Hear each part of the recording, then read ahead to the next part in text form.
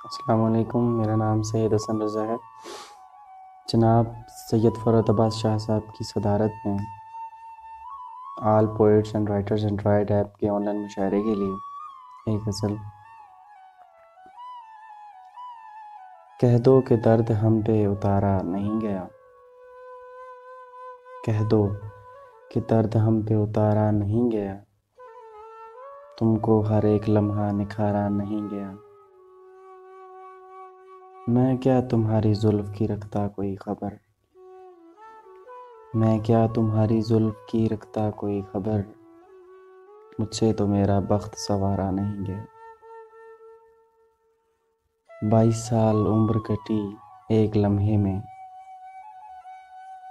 22 साल उम्र कटी एक लम्हे में, एक लम्हा 22 साल गुजारा नहीं गया। देखो वो उसकी आँख समुंदर से कम नहीं, देखो वो उसकी आँख समंदर से कम नहीं, अब भी समय है अब भी किनारा नहीं गया। देखो वो उसकी आँख समंदर से कम नहीं, अब भी समय है अब भी किनारा नहीं गया। क्या मौत पड़ गई थी बिछड़ते समय तुम्हें, क्या मौत पड़ गई थी बिछड़ते समय तुम्हें, मैं तो रुका था तुमसे पुकारा नहीं गया।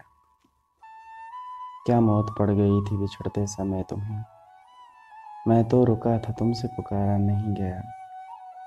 एक बार उसकी आँख में देखे थे चंद अश्क, एक बार उसकी आँख में देखे थे चंद अश्क, मैं फिर खुशी की समत दोबारा नहीं गया।